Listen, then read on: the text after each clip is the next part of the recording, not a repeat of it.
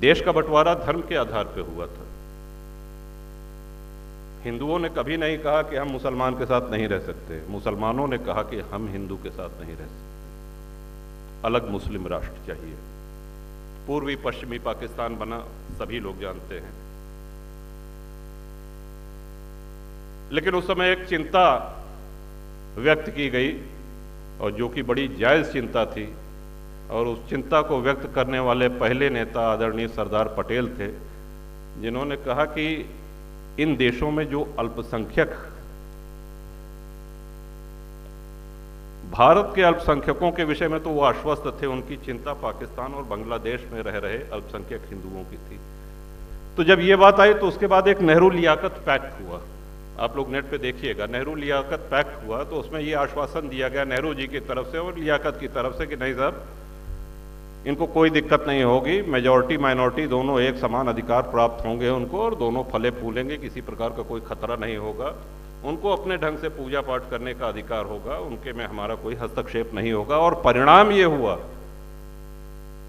कि बंटवारा के समय 23% हिंदू पाकिस्तान में आज घट करके 1% रह गया है। जात पूछ के हिंसा नहीं हो रही है वहां पे। सोमनाथ जी का उदाहरण तो बहुत पुराना हो गया, अभी कुछ वर्ष पहले अक्षरधाम पे जो आतंकी हमला हुआ था, आप लोगों को स्मरण है? और नया उदाहरण दें, अभी 4 दिन पहले गणपति के पंडाल पे सूरत पे जो पत्थरबाजी हुई, हमने किसकी भावनाएं आहत की थी?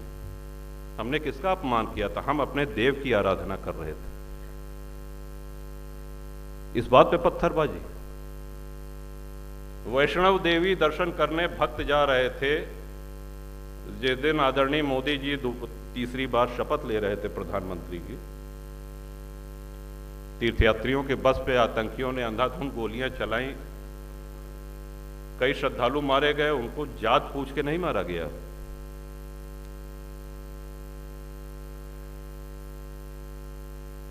उनके लिए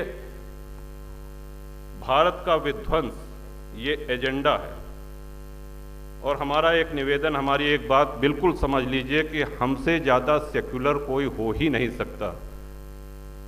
सभी धर्मों का, सभी मान्यताओं का हिंदू ने सदैव सम्मान किया है, लेकिन जब हमारा अस्तित्व ही खतरे में आ जाए तो हम सबको उठ करके मुखर होना पड़ेगा।